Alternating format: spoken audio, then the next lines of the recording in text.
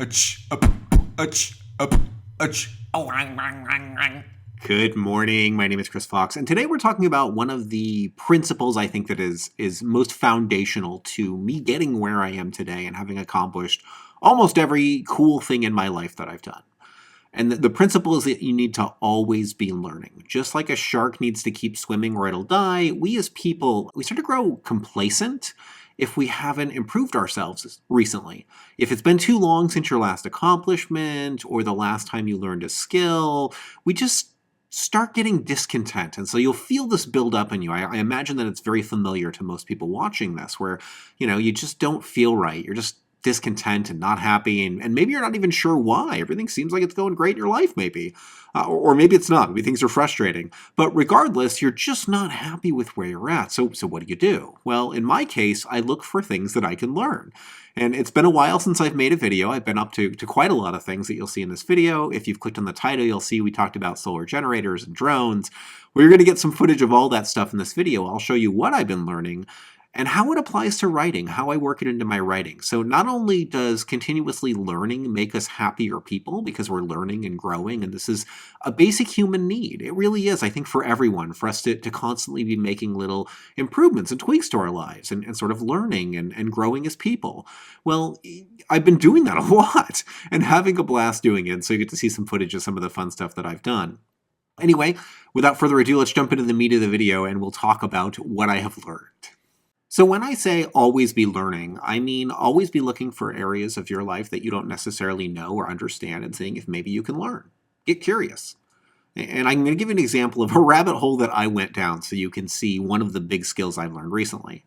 So for those that don't know, I live in California, and in California, we had a series of really bad wildfires, and it caused a power outage that lasted for days for most of Northern California. So entire counties went down, and depending on where you lived, in our case, the first time was 3 days, the next time was 2 days. So it was down for 3 days. We got a couple of days of it being up, and then it went down for a couple of days. And it really forces you to reassess, oh gosh, all these things I take for granted when you don't have power for multiple days at a time. And it scared me. It scared a lot of people. So I decided, okay, great, I can solve this.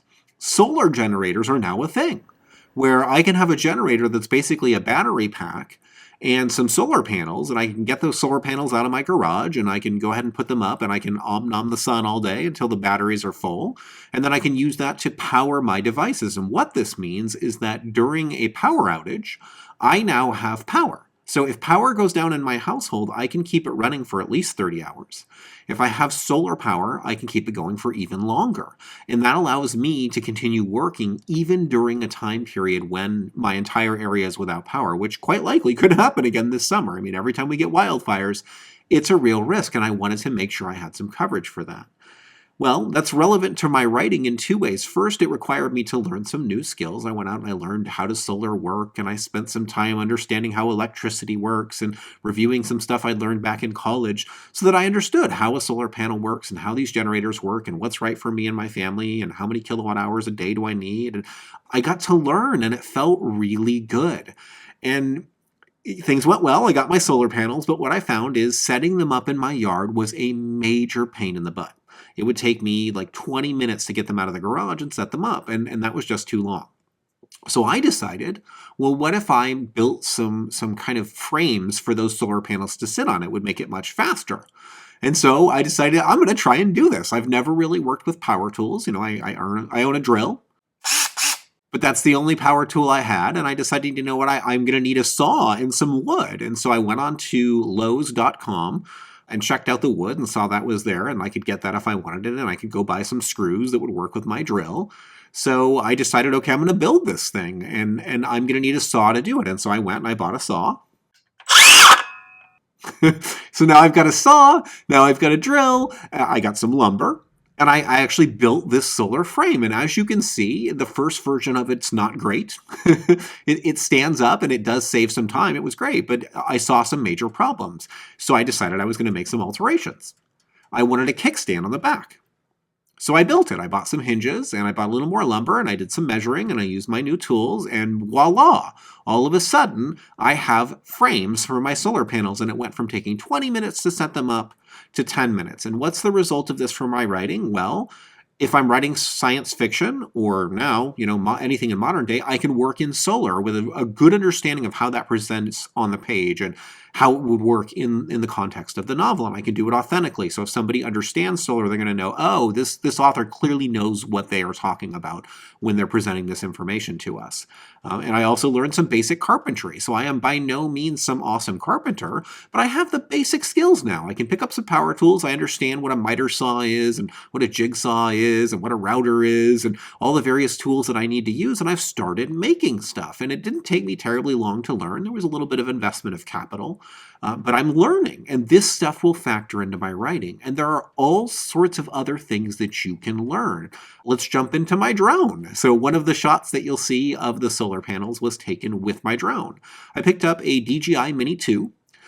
These drones are fairly, expensive if you've never gotten a drone before, but the way I look at it is you get a really nice camera, which you'd probably pay about the same amount of money for. It just happens to be strapped to a drone. And I've been learning to fly. So I went out and I got, my license, and now I'm a licensed drone pilot. And I can use this commercially if I want to, but I can also use it for this channel and for, exploring and all sorts of fun stuff. And now, since I'm a science fiction author, it's much more convincing for me to write drones in my fiction. These are skills that I'm picking up and learning and choosing to invest in. And obviously the skills that you pick up are probably going to be quite a bit different. But we should always be learning something. And if we confine that to just learn about craft and just learn about writing and just learn about marketing, eventually it gets frustrating and tiresome and we're not having fun anymore. So it's important, I think, that we find passions to chase and that we chase them and that we feed them and that we pursue these interests and that we give in to the little kids in us where we want to have some wonder about something new. Next on the horizon for me could be 3D printing. What else is on my list over here? Yeah, that's probably the one that's going to be next is 3D printing. I've done a lot of research, but I've never purchased a 3D printer. And I'd like to. So I've learned about the differences between resin and filament, and I'm going to learn that next. I'm always learning something new. And no, they're not always new hobbies that cost money. Your skills can be diverse, and they should be diverse. One of the things that I do is I'm always listening to books that are a little different than what I've listened to in the past. So A World History of Salt was amazing and opened my eyes to a whole bunch of things that have leaked into my writing. The biography of Einstein, which also talks about relativity. Now I can convincingly write faster than light travel. You always want to be learning something and reading and watching documentaries, and YouTube will teach you about anything. I mean, obviously you know how it works since you're watching this video. Anything you want to research can be found on here. So my encouragement to you is to find something new and fun to learn. And if you have learned or done anything fun and new in the last, let's say, 12 months, tell us in the comments. This is going to be a happy space. We're going to talk about all the fun stuff that we are doing. Tell us, what are you learning? What have you invested in the last year? I've become a bit of a prepper. I mean, I've definitely stocked up a lot more on food and basic supplies, and I've learned a few skills in regard to that. What's fun for you? What are you doing that you enjoy? What new things are you learning or doing? I'd love to hear about it in the comments. Anyway, guys, I do need to get back to the writing, and I will see you, if not next week, sometime in the near future. We're going to get a lot more videos going into 2022. I've been absent because I've been working my tail off on Fomori Invasion. This book came in at over 1,000 pages. I had to do the most extensive editing I've ever done on any book. So if you followed this channel, we've had to do plot surgery before. Imagine plot surgery on a book that is 4 times longer than most of my books. And that's what I've been doing. So I just shut off all communication, stopped talking to people, and did what I had to do until, the book was ready for the pre-order deadline. And if I'm being honest, I would have loved to have had a few more weeks to do one more pass. Just to look for typos, make sure no typos slip through. I mean, it's not like the plot needed more work, but I was down to the wire, and so I had to cut literally everything else I was working on out of the picture. So I've missed making videos, but I'm back, and you will see more videos in the future, and I am going to get back to work. I'll see you guys next week.